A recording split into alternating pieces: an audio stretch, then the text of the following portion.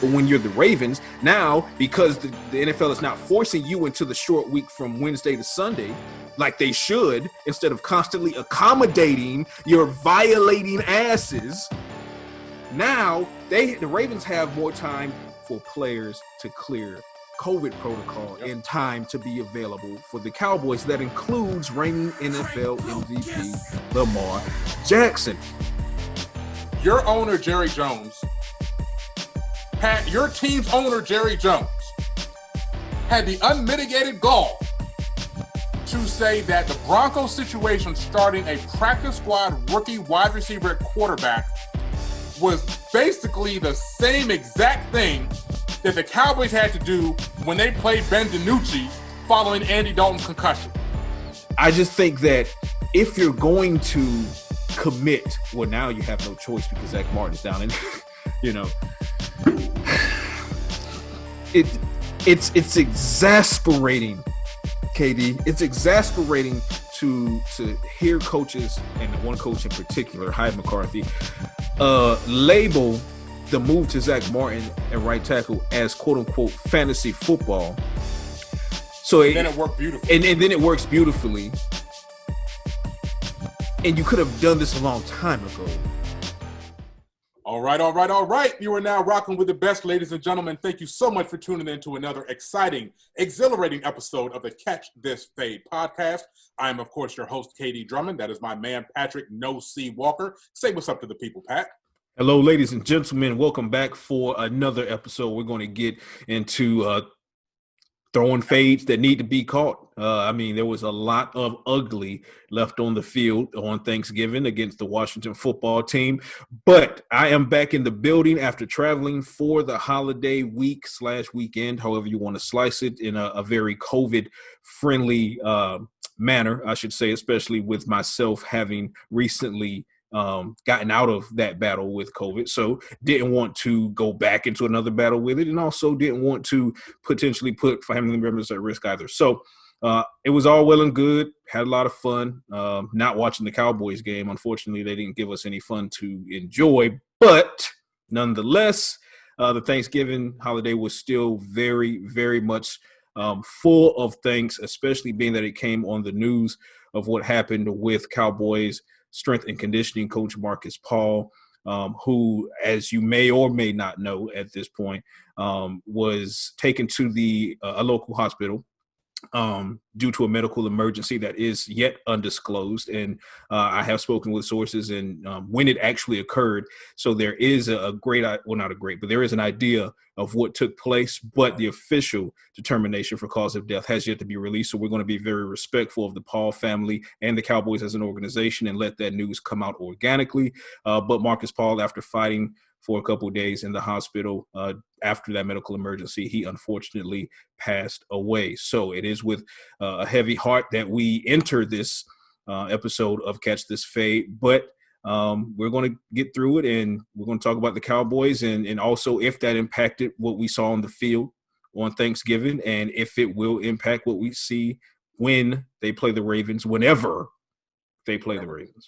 Yeah, that was one of the things that I spoke about at length on a couple of appearances that I made before, because when he fell ill, I had a radio spot that night, and then I had a podcast, a separate podcast from this, and I talked about the fact that you don't know how a team is going to respond when you have a tragedy at any level. A tragedy, if you lose somebody in your family, can affect how you perform at your job. I think all of us who've lost somebody at one level or another have had to report to work and not had their head in the game. So imagine that happening with somebody that you're very close to, that you work with, and they're no longer there. And then imagine that tenfold, there were people in the building that actually saw it happen. Like having somebody fall ill and eventually pass away from what you saw, I don't think we can put into words the possibilities. Now, everybody doesn't react the same way, but the possibility that it could have affected somebody, and you would imagine would affect people strongly, and the people that you're mourning with, your coworkers who know that person in the same capacity as you, all shared in that experience. The Cowboys had to cancel practice on Tuesday, Right. and their heads weren't in the game when they returned to practice on Wednesday because they still didn't have positive news off of that outcome. And then Marcus Paul passed away that evening. And then they had to turn around and play a game on Thanksgiving and be away from their families to go play the football game. I can't imagine the amount of stress that could cause on an individual, on the team as a collective. So them being ill-prepared, to me, everything that happened in that game, I've spoken badly about the preparation of the coaches and certain players and all of that kind of stuff. They get an absolute mulligan from me for the performance on Thursday based on the circumstances that they had to go through. I don't use that game to judge anything previous or forthcoming based on what we know could be the case of what they were going through with the loss of Marcus Paul. I agree with not utilizing this game against the Washington football team as a means of trying to figure out what the Cowboys are capable of talent-wise, because at this point we're assessing talent. Yes, they're still, viable in the race for the in the potato sack race. Right, the moonwalk backwards. The three-legged race for the NFC East crown. But Katie and myself both agree that even if the Cowboys find a way to squeak past three other bad teams in the division to get a playoff appearance, it's not going to end well. So at this point, we're looking at assessing talent, but I do agree with you in the aspect of this is not necessarily the game you want to use to try to crutch any point, whether it be for or against any particular player, for or against any particular coach, with one exception. Okay. Given everything the Cowboys dealt with emotionally and continue to deal with as we have this conversation regarding the loss of Marcus Paul, it was, and like you said, it can go one of two ways. Sometimes it completely galvanizes a team and they end up playing for that individual. And that's what the Cowboys were trying to do. Right. But there's an equal chance that you simply are just too emotionally burdened to prioritize a football game, particularly one that's being held on Thanksgiving when you're away from your family, like you said, after seeing what happened with Marcus Paul. It's hard. Hard is an understatement. It's very, very difficult to overcome that emotionally. So I agree. But that said, the Cowboys were still down only 4 points with just over 12 minutes left in the fourth quarter. 4th and 10. What the hell are you doing? Ladies and gentlemen, in case you were under a rock, I am referring to the fake punt. The fake punt heard round the world. I'm willing to delete everything else about this game. Everything. Because of everything we're talking about. But that fake punt, no, sir. That's going to stay front and center because we need understanding. Now, we've gotten comments from, Jerry Jones after the game. We got comments from Mike McCarthy after the game and, Fossil. And, of course, everybody's, justifying it as best they can. But even the justifications don't make sense because the goddamn play didn't make sense. You're in the shadow of your own end zone. You're down 4 points, so you're still very much in the game. By calling that fake punt, not only did you give them tremendous field position, and guess what happened on the next play? Touchdown, Antonio Gibson. Now it's 27-16, okay? Not only did you give them great field position to blow the top off of the game, that ended up being the turning point. That ended up being the whole turning point to the game. And that the Cowboys emotionally had mustered as much as they could in the wake of losing Paul, and they made the game respectable. The defense was holding them to only 20 points going into the fourth quarter. You got to be feeling, all things considered, you got to be feeling good about your chances as a defense to be able to stop Alex Smith. And I'm not saying that they could have necessarily stopped Gibson, but given what was happening in the game, it's not like the Washington had scored 30 points up to that point. No, yeah, that's true. You got to feel good about it. So not only did you give them great field position and the chance, the opportunity, which they took full grasp of, to blow the lid off of the game and just run away with it from there, but you sent a message to the defense. And I don't like the message you sent to the defense, John Fossil. I don't know if this is something Mike McCarthy signed off on as far as the play itself. And the reason I say I don't know is because our good friend who writes for the Rams Wire, he put a video out there. I'm talking about Cam, by the way. Yeah, Cam De Silva. Yeah. He put a video out there of a clip between Fossil and McVay. And it was a situation in a particular game when Fossil was special teams coordinator with the Rams that it was a similar situation where the Rams were in the shadow of their own end zone. Fossil tried a fake punt. It obviously blew up in his face. And McVay ran over to him and said, "What was that? What are you doing? What the hell are you doing?" When you see something like that, immediately in my mind, KD, and tell me if I'm wrong, immediately in my mind, I'm wondering if every time Fossil calls a fake, is it pre-approved?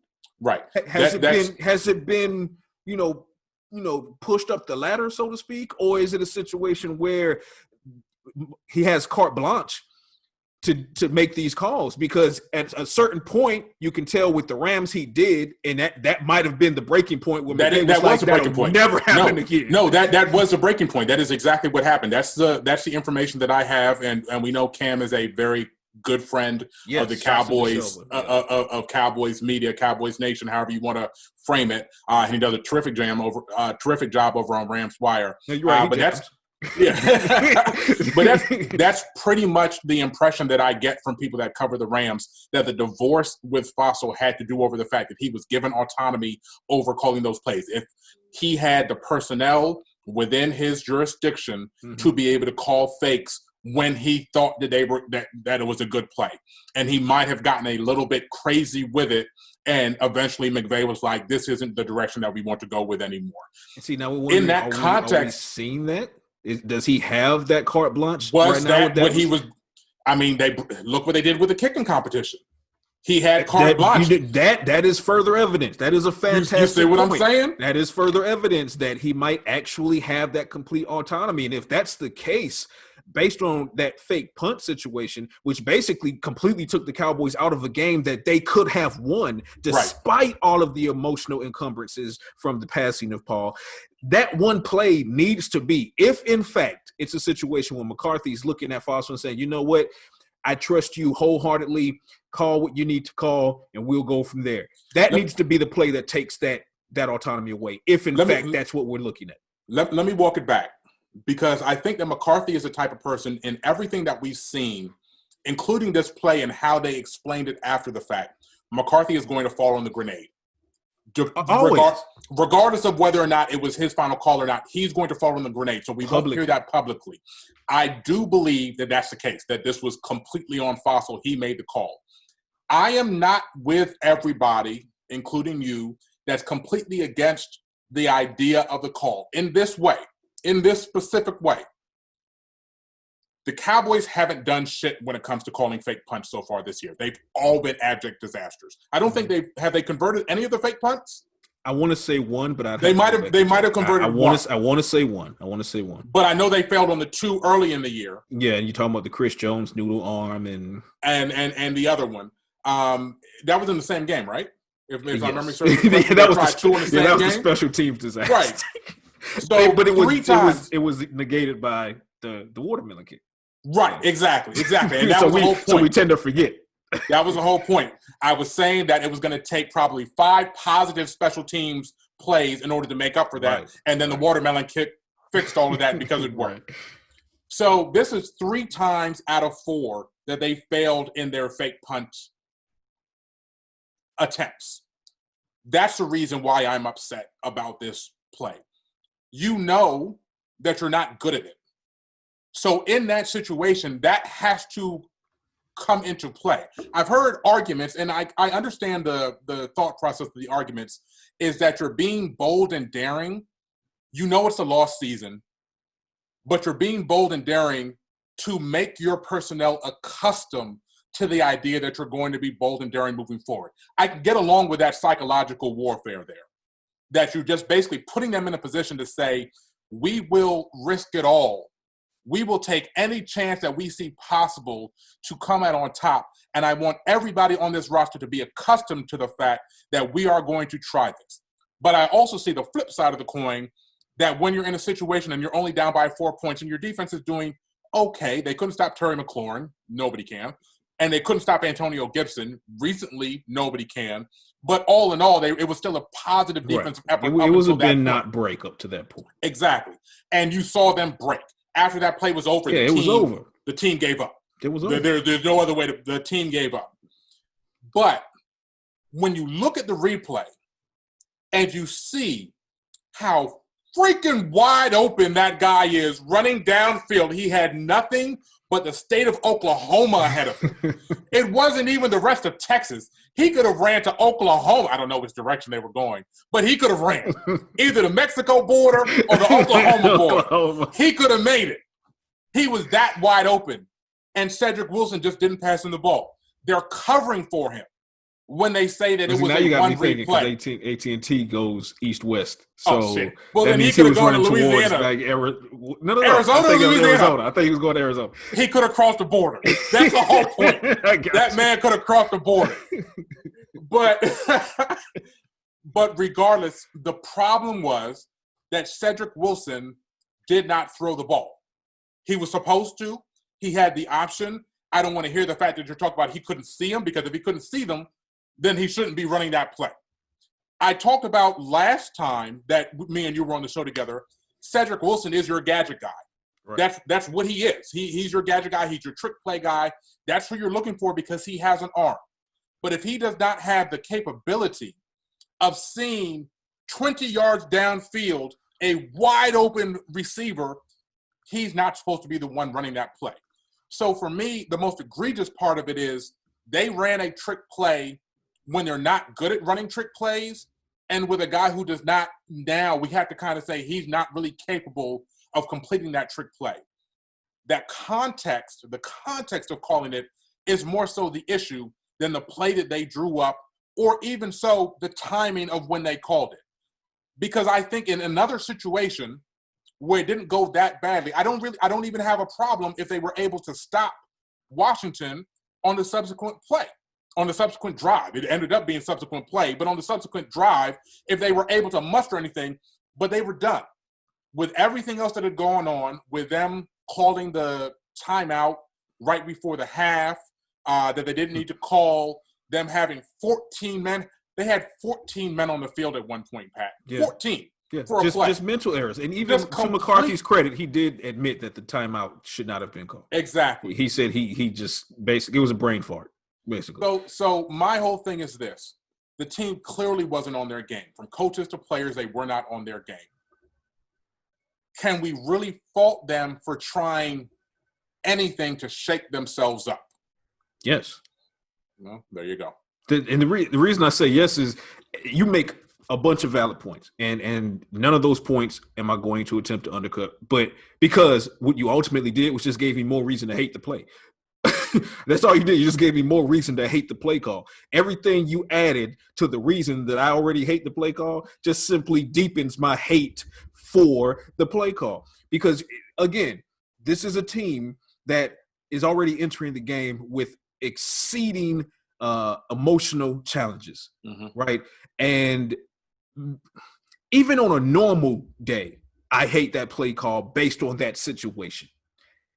Regardless of if you get the stop on the next drive or not, if you assume you got the stop on the next drive, you still flip field position in their favor, right? Yep. By failing on that play.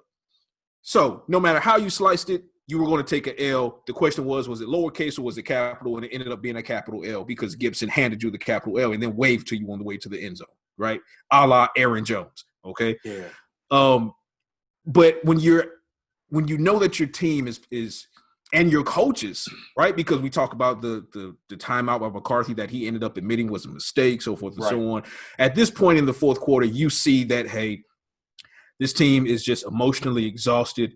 They're doing everything they can to get this win. not just for the team itself, but also for Marcus Paul as well. It's a game that we honored Marcus Paul ahead of kickoff with the kneel, moment of silence. We have the MP decal on the back of the helmet. Right. What you don't do, all things considered, is steal that chance to get that win for Paul.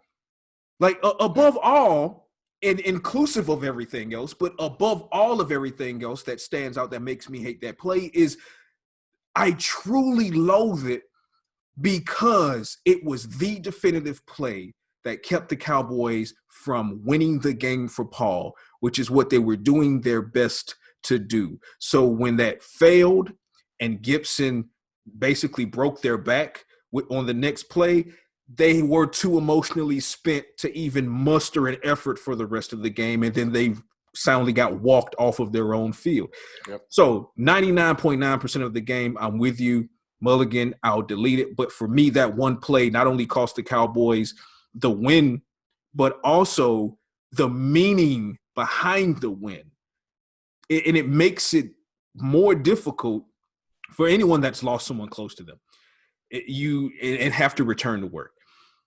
A lot of times you're doing it emotionally, like you're telling yourself emotionally, this person would want me to keep going. Right. This person would want me to go be prosperous and conquer for them. This is what this person would want. And to have that stolen from you by one horrible decision on coaching, now it makes it harder after the game, because now you're saying, well, I was away from my loved ones whom I wanted to be close to, especially after losing Paul and all of this. And for this, for a 41-point ass whooping, that really wasn't until this play. Yeah. That's why for me, and here we are again, John Fossil, the fade. Gotta catch it. Gotta catch it. This is what, number 4? At least. This is 3 or 4. At least. The third or fourth time that we have had to fade John Fossil. And it's wild because the season started off with so much of us, more so you, and then it came to fruition for me as well. Mike Nolan, go ahead and say it. Mike Nolan! But here we are with Mike Nolan. We're talking about a defense emotionally struggling, still holding Washington. No matter, they couldn't stop McLaurin, couldn't stop Gibson, but still only allowed 20 points up to this point in the game in the fourth quarter. So Mike Nolan has been getting a lot of credit and seeing his defense kind of come along and overcome challenges, both physical and mental and emotional, or I should say physical, mental, and emotional in all 3 facets. And now here we are, John Fossil. It's December 1st now, and he can't escape the fade. He escapes it for like a week at a time, 2 weeks tops, and then he's right back here. So now I'm starting to have questions on one of 2 things, Katie. Either A, going back to me wondering if McCarthy and the Cowboys are currently giving Fossil the same autonomy and carte blanche that McVay did until McVay was like, hold the hell up. You went too far. And if that's the case, then I'm not saying Fossil needs to go, but there needs to be oversight. There needs to be oversight. And if he's the type of coach that says, you know what, I don't do well with oversight. I've been in this league long enough. Hoopity hoop ha. Hippity hoo ha. Then Lotto, I don't fit you. Right. If this job don't fit you. if he's that type of coach, then you gotta go. show him. Then you show him the door. Yeah. But there has to be an adjustment there, because this is a perfect example of you love the aggressiveness, but it has to be well done, well placed, and this was just poorly placed, poorly timed, especially when you look at what it did to the Cowboys, who were already in an emotional state, and now they lose the game. They were away from their family for an ass whooping that didn't have to be. They could have pulled this game out, and it would have helped them in their grieving process moving into the Ravens game. But now it puts them right back at square one, trying to figure out, okay, well, let's try to win this one for Marcus Paul. It's exhausting, and it's unfortunate. Yeah, the Cowboys have clearly put themselves in bad predicament when it comes to their overall record. They're now 3-8. They're in last place in the NFC East, and they're just a game out of first place, which is more of a statement on how pitiful the division is compared to anything else. Out of the top, but also a top 5 pick. Right now, they're number 4. Depending on how you strength of schedule. If you look at strength of schedule based on games that have already been played, they're not number 4. But I don't know why you would look at it any other way. As far as the strength of schedule for all 16 teams, all 16 games that are on your schedule, they're now number 4 behind Cincy. Cincy is half game up. They play Cincy the week after they play Baltimore, whenever this Baltimore game happens. Whenever it happens. Good job, Ravens. Let's talk about that for a second. Before we end the free show, let's talk about that for a second to make sure that everybody's up to speed on what we're doing. Faye, Luster Clay. They have completely screwed the pooch on this one because their original game, even worse than the Titans. Yeah, and look at how bad the Titans were early in the year, and the Ravens have just completely blown that experience out of the water, which is still amazing that the Titans weren't docked any draft picks. They've docked New Orleans, the Raiders, and the Raiders. Right. Raiders have paid over $1 million in fines. I think they lost a 7th. They lost a 7th. The Saints lost a 6th. Oh yeah, there you go. The Ravens are going to lose a 4th or a 5th round pick off of this. They have to. All of these changes that they've had to make. Yeah. The Ravens were supposed to play the Steelers right after the Cowboys and the Washington football team played. That got canceled. And at the time, the only thing we were hearing was the Pittsburgh Steelers chirping, I can't believe this has happened to us. Because remember, the Titans messed up, stole the Steelers bye week. So they basically had to push everything forward. Which is crazy because that butterfly effect, it impacted the Ravens. Exactly. So now they were pushed from what was going to be a Thursday night game to a Sunday night game. They kept having positive tests. The Sunday night game got pushed to a Tuesday game. They kept having positive tests. The Tuesday game got pushed to a Wednesday game. They're still having positive tests, but they're going to go ahead and let them play on Wednesday. So that in turn affects the Cowboys because, as is the new tradition, since they've added Thursday night football, when the Cowboys play on Thursday for Thanksgiving, they almost always play the following Thursday night football. Right. So it was supposed to be 2 teams from Thanksgiving playing the following Thursday night, which would have been the Cowboys and the Ravens. So that got pushed to the side. That was shifted to, I believe, a Monday afternoon. Monday afternoon. 5 o'clock East Coast time, 4 o'clock Central time. Beautiful. I was so looking forward to that. But because they had to push back the Ravens, supposedly, according to the NFL, because they had to push back the Ravens and the Steelers, now they had to push back the Cowboys and the Ravens. Why, Sway? The Ravens are the team that fucked up. Right. So if you're going to play the Ravens on a Wednesday, fuck them. Let them play on the next Monday. Exactly. Why are the Cowboys getting pushed back? Because now the Cowboys are going to play on Tuesday, and they'll have to have a short week because they'll play on Tuesday night as opposed to Monday afternoon. And then they have a noon kickoff game against Cincinnati on the road the following Sunday. So now they have a truncated week. For what? It doesn't make any sense. And to add insult to injury, when you look at it from the aspect of the Cowboys, once this is all said and done, assuming that this game gets played on Tuesday, okay, the Cowboys will have had one game in 27 days. Yep. One game in 27 days. I don't care how well-oiled of a machine you are as an NFL team. That's going to make it difficult to physically get ready and sharpen for that game number 2. And that's if you're a well-oiled machine. The Cowboys are not a well-oiled machine, right? They're right now at 3-8. The Cowboys are the equivalent of that when you go, you go into your grandmother's backyard, go into her backyard, you go into your grandfather's shed, and there's like that old Schwinn that's in the back, and it's all rusted through. It has all this potential if you can shine it up, but it's going to take way more than just 5 minutes to get that shine back up. The Cowboys right now are about to enter against the Ravens as that old rusty Schwinn that's just been sitting in the back of the storage shed, and now you're going to pull them back out. And keep in mind, again, we cannot possibly overstate this.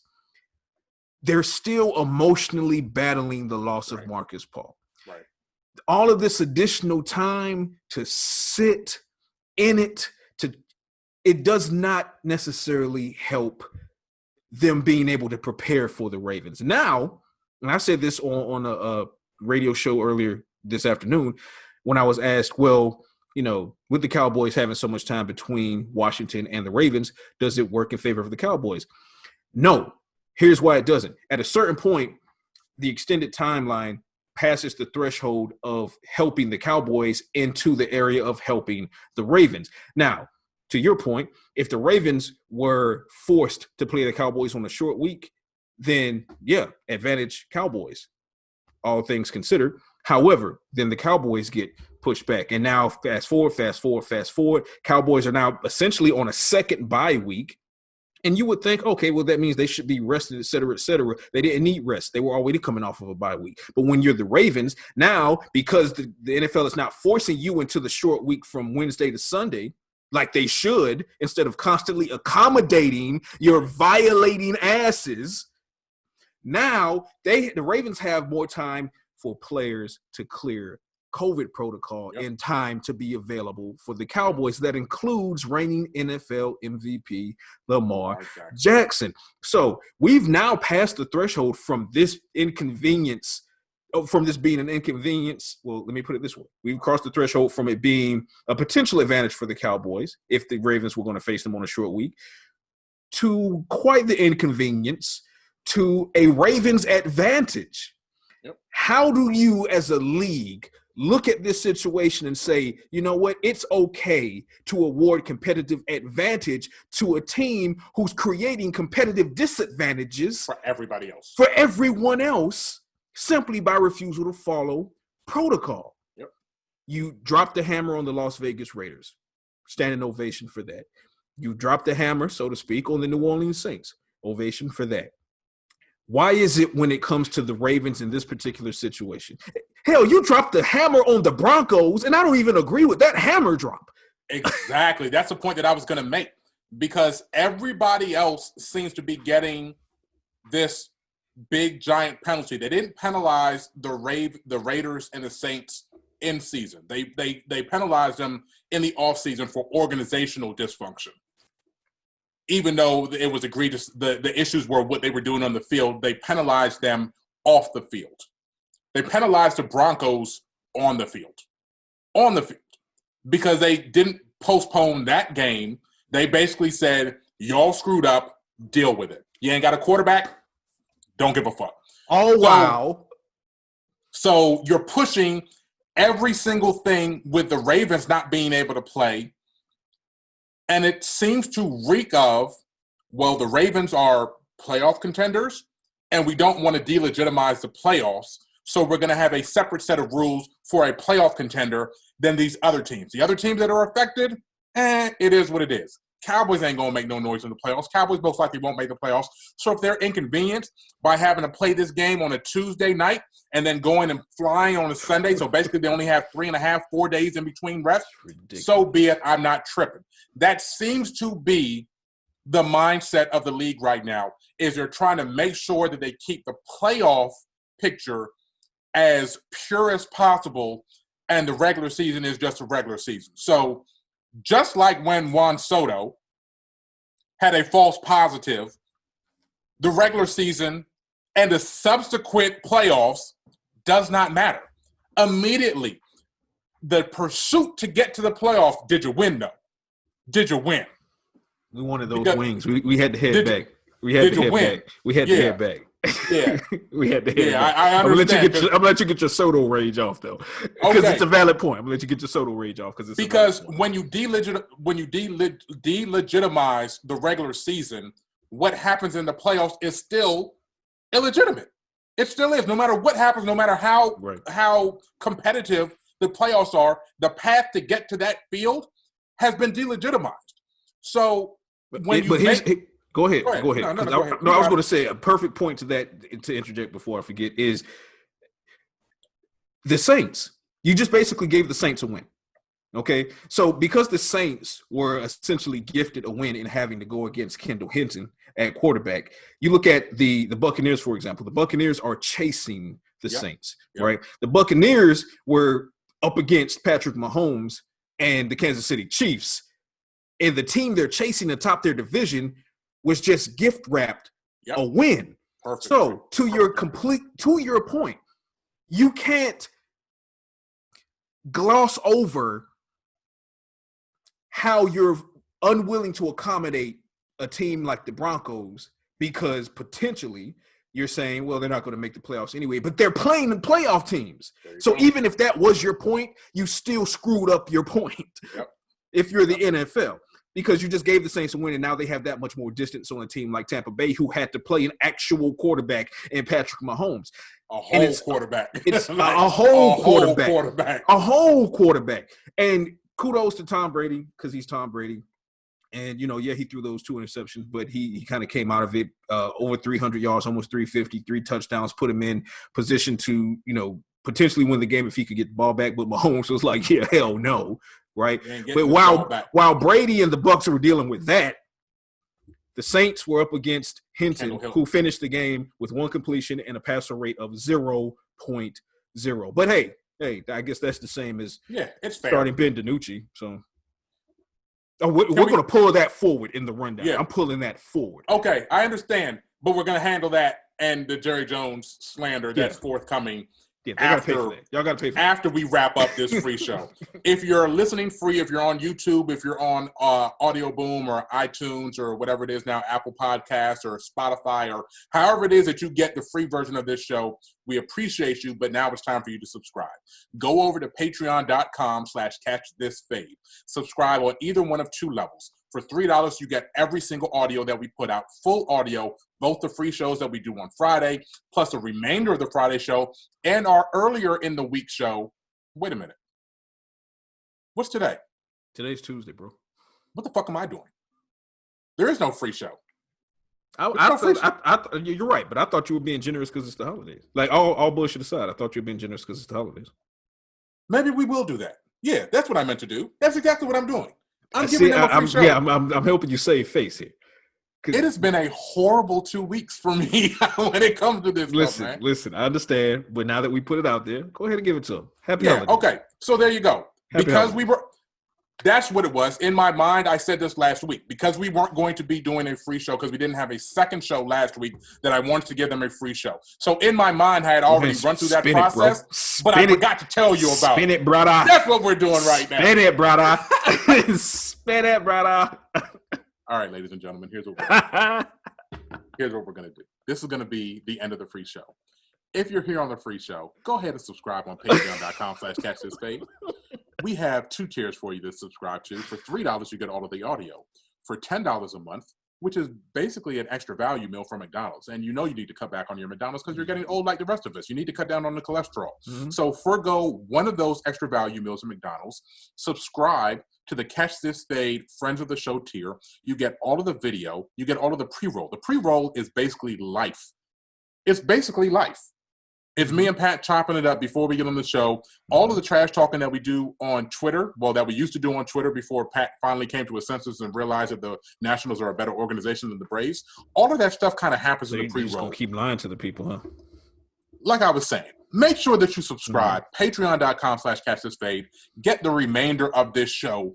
It will bless you. We are going through some hard times as Cowboys Nation right now, but I promise you we make it better by talking to us. And we're here for you. That's what we're here for. So we'll be right back. Like Bane. We're here for you. We're here for you. The people. All right, that's it. We'll be right back with the rest of the show.